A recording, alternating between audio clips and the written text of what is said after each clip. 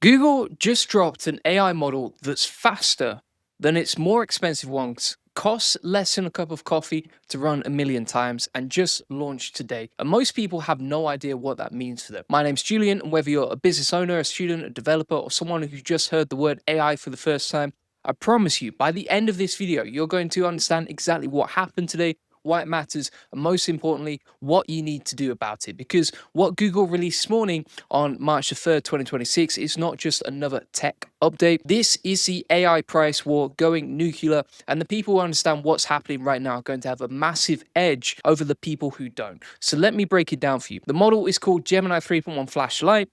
It dropped this morning in preview, available to developers right now through Google AI Studio and through Google's enterprise platform Vertex AI. Now, before your eyes glaze over at those words, AI Studio, Vertex AI, developer tools, I want you to stay with me because the words do not matter. What matters is what this model does, what it costs, and how that changes everything. Here's the headline. Gemini 3.1 Flash Lite is 45% faster than Gemini 2.5 Flash, generating 363 tokens per second compared to 249 tokens per second. What does that mean in plain English? Think of it like this. Imagine you hired a worker who could type 249 words per minute. Pretty fast, right? Now imagine you found a different worker who could type 363 words per minute. Same work, same quality, but almost half again as fast. Now imagine that second worker also charged you less money. That's what Google just did. The new model costs 0.25 per million input tokens and $1.5 per million output tokens, compared to the old Gemini 2.0 Flash's 0.30 cents and $2.50.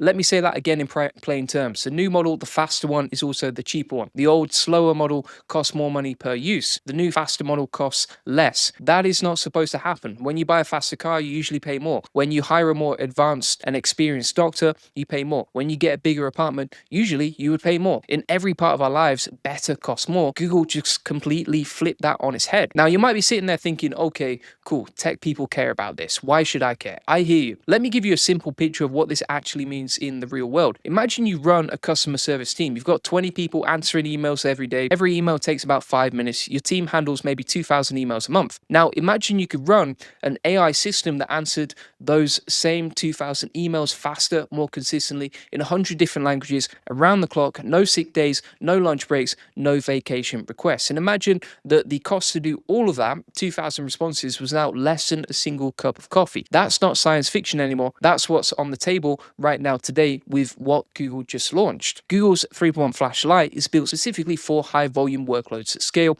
like content moderation, translation, and processing large numbers of requests, where cost is the main thing holding them back. When the cost drops this far, the question stops being, can we afford to use AI? And starts being, can we afford not to? Let me give you a little history here because this is important. A year ago, if you wanted a really smart AI, one that could understand context, follow complex instructions, handle images and audio, reason through problems, you were paying a lot of money for it. The big, powerful models were expensive. The cheaper models were, frankly, kind of dumb. They'd misunderstand instructions. They'd give you basic, low-quality answers. It was like the difference between hiring a top-shelf consultant and paying for an intern who maybe read some books. So businesses had to make a choice. Do they pay premium prices for smart AI, or do we use cheap AI and accept lower quality? That trade-off was real. It was a central tension in AI deployment for years. What Gemini 3.1 Flash Lite changes is this. It matches the quality performance of Gemini 2.5 Flash, the bigger, more expensive model, whilst costing less and running faster. Read that sentence slowly. Matches the quality of the bigger model,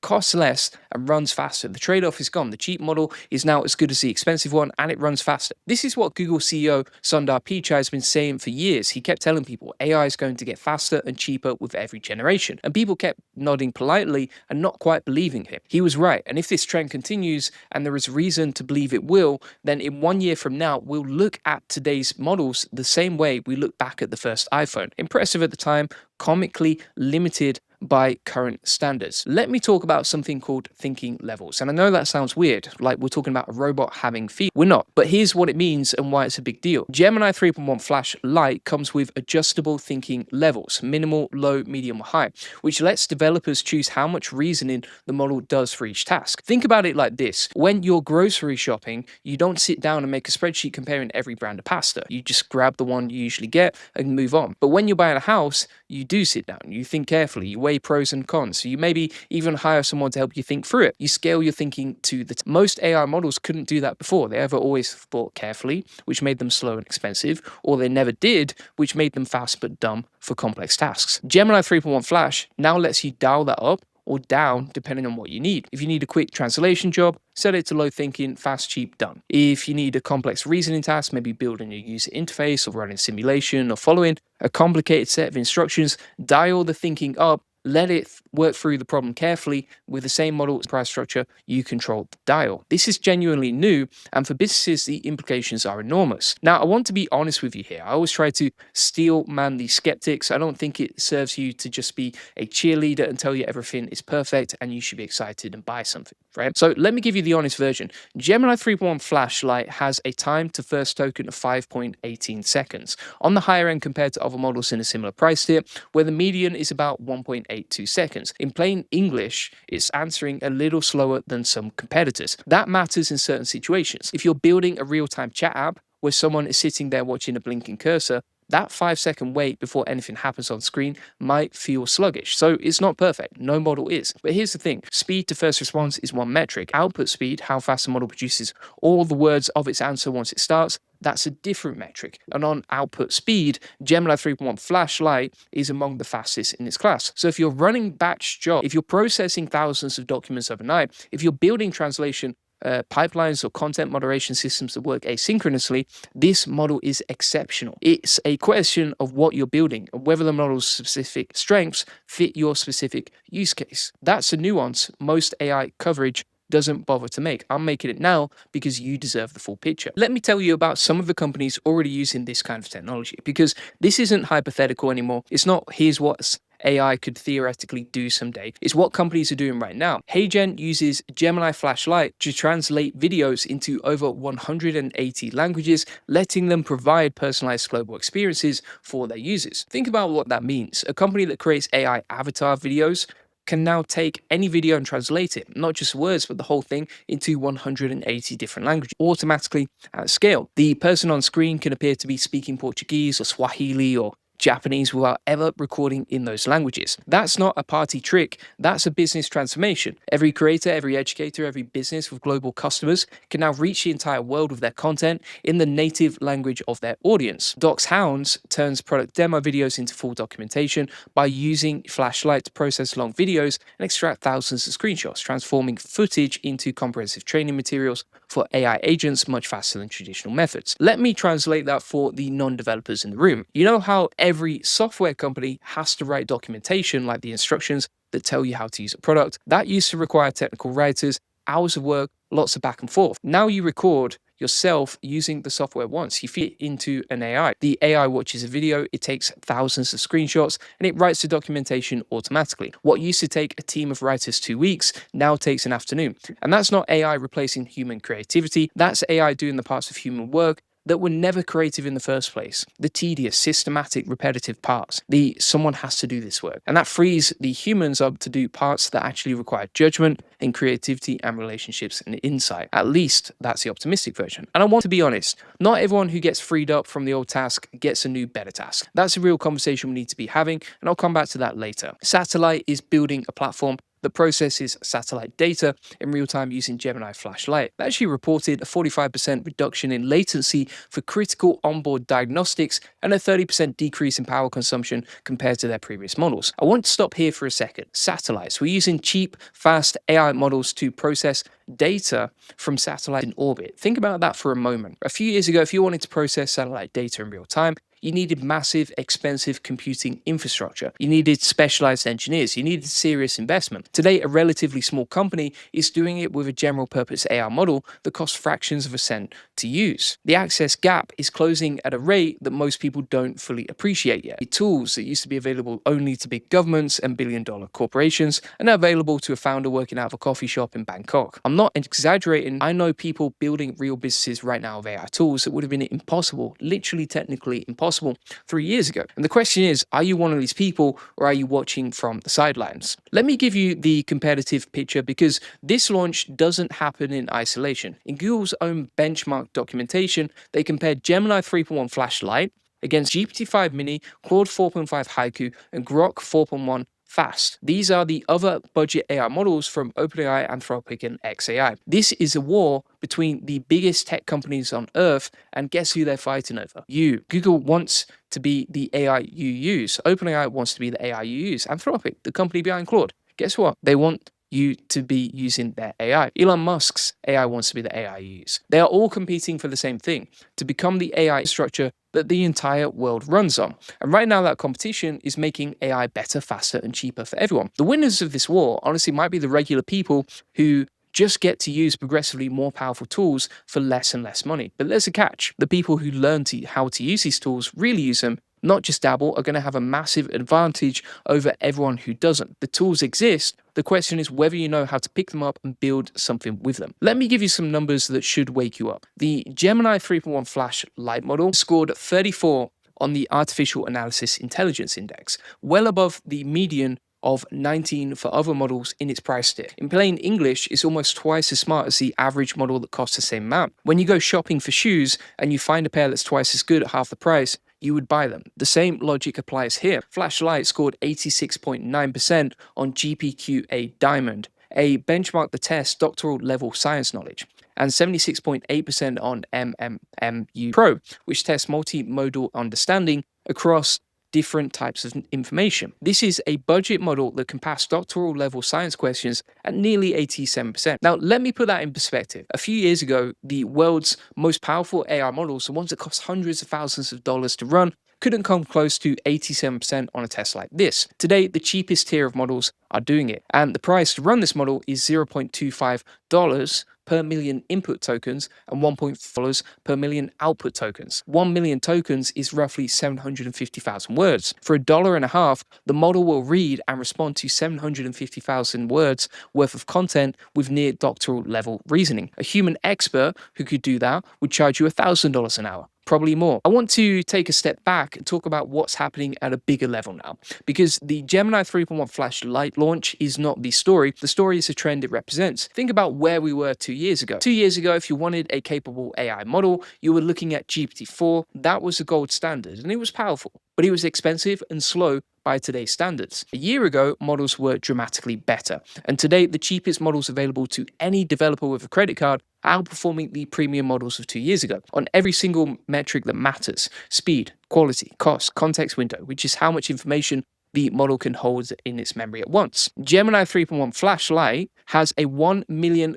token context window, 1 million tokens. Let me put that in perspective. The entire Lord of the Rings trilogy, all 3 books, is about 500,000 words, or roughly 650,000 tokens. This model can hold more than the entire Lord of the Rings trilogy in its working memory, and then reason about it, and then answer your questions about it for fractions of a cent. A year ago, that kind of context window was only available on the most expensive, most powerful models. Today, it's table stakes on the budget tier. The acceleration is real, and it is not slowing down. Let me tell you about something that happened this week that nobody's covering enough. The timing of this launch had a competitive element. Claude, Anthropic's AI, was still dealing with issues after an outage on March the 2nd, whilst Google was rolling out Flashlight in preview. This is not a coincidence of timing. These companies watch each other constantly. When one AI goes down, another one's product team sees an opportunity. And this is a war, a polite tech company war, fought with blog posts and benchmark charts and press releases, but a war all the same. And what that means for you is this: every week, sometimes every day, there is new ammunition being added to the arsenal of tools you have access to. The battlefield is moving so fast that people who learned AI 6 months ago are already partially out of date, which is why being part of a community that tracks this stuff, that filters the noise and tells you what actually matters, is not a luxury anymore. It's a competitive necessity. And let me talk to you about what I see happening over the next 12 months. Right now, we're in what I'd call the infrastructure phase of AI. Companies like Google are racing to build the cheapest, fastest, most capable foundations. They're fighting each other for market share. And every time they fight, prices drop and capabilities go up for everyone. What comes next is the application layer. Regular businesses, not tech giants, not Silicon Valley startups, but the small business down your street, the law firm, the accountancy practice, the marketing agency, the restaurant chain, they're all starting to plug these cheap, fast models into their workflows. Not because they want to, not because they're excited about AI, because the ones who don't are going to be left behind by the ones who do. And when your competitor can produce 10 times the content in half the time at a tenth of the cost, your only choices are to match them or lose. That's not a hypothesis, that's already happening in certain industries, and the wave is coming for everyone else. The question is whether you're going to be standing on a surfboard when it arrives or getting knocked over by it. Now, I want to talk to some specific people, because different people in this audience need to think about this differently. If you're a developer, you need to be testing Gemini 3.1 Flash Lite right now. Today, it's in preview. It's available via the Gemini API and Google AI Studio, and the pricing makes it viable for high volume production workloads in a way that previous models weren't. The configurable thinking levels means you can optimize for speed on simple tasks and dial up reasoning when you need it. The model is specifically built for translation, content moderation, generating user interfaces, and creating simulations. If any of those are in your stack, test this today. If you're a business owner who doesn't code, the specific model name doesn't matter to you. What matters is this: the cost of running AI in your business just dropped again. The quality went up, the speed went up. This means the tools that your developers build for you or that you access through consumer products that run on models like this in the background just got better. If you haven't started automating parts of your business yet, the excuse of it's too expensive or it's not good enough yet gets harder to make with every launch like this one. If you're a knowledge worker, so for example, a writer, a marketer, a researcher, a consultant, your job isn't to run AI models. Your job is to produce insight, strategy, words, ideas. What AI models like this one do is compress the time you spend on the mechanical parts of that work, the research, the first drafts, the translation, the summarization, so you can spend more time on the parts that require your actual judgment. The people who learn to use these tools as a multiplier for their own thinking are going to be dramatically more productive than the people who don't. And in any competitive field, dramatically more productive people usually means dramatically more valuable. If you're a student, you're entering a job market where AI fluency is going to be as basic a requirement as computer literacy was for your parents' generation. The time to learn this stuff is not after you graduate, it's now. The tools are cheap, the learning curve is not that steep. And the advantage of starting early compounds over time in a way that's very hard to catch up later. If you're a manager or an executive, your competition is looking at this launch today and thinking about what it means for their cost structure and their team size. Your job is to have that same conversation, but faster and more thoughtfully. The companies that are going to win over the next decade are the ones whose leadership actually understands what AI can and can't do. Not at a surface level, not I've heard of ChatGPT, but at a real working level. That means getting your hands dirty. It means experimenting. It means being curious. Now, let me talk about the thing that I know some of you are worried about but haven't said out loud, which is jobs. And I know, you've heard this before. AI is coming for jobs. Every year, someone says it and then people still have their jobs. But I want to be honest with you. I think the scale of change coming in the next few years is different from anything we've ever seen before. Not because AI is going to wake up and want to fire everyone, but because economics is economics. Google built this model specifically for high volume tasks where cost is a priority. So translation, content, moderation, classification. Those are jobs that real people have. So translators, content moderators, and data labelers. Yes, the first wave of AI automation is already going through those fields. But here's what I keep saying, and I believe it. The response is not to pretend it isn't happening. It's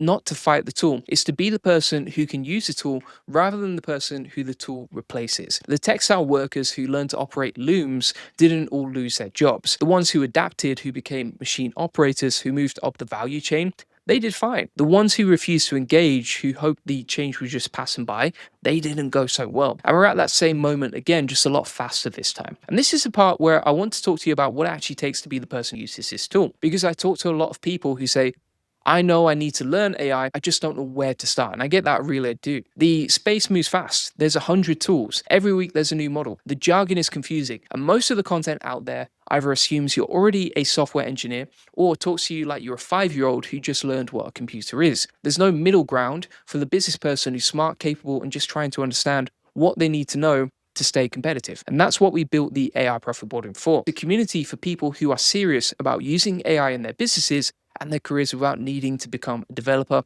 without spending months on YouTube watching tutorials that are already out of date. We track every major AI development, launches like Gemini 3.1 Flash Lite today, and we filter it down to what actually matters for people who are building things, running teams, and trying to stay ahead. We cover practical AI automation, real workflows, real case studies from real businesses. Not theory, not hype, not speculation. The actual stuff you can use. If today's video made you feel like there's a lot happening that you might be missing out on, that feeling is correct, and the AI Profit Boardroom is where people go to make sure they're not left behind. The link is in the comments and description, or you can go to the AIProfitBoardroom.com. Come check it out. Let me come back to the Gemini 3.1 flashlight story for a minute, because there's one more technical detail I want you to understand, and it's the one I think that matters most. It's called reasoning. Gemini 3.1 flashlight is built on top of Gemini 3 Pro, the most powerful model in Google's lineup, and then compressed and optimized for speed and cost. Think about what that means. The brain that powers Gemini 3.1 flashlight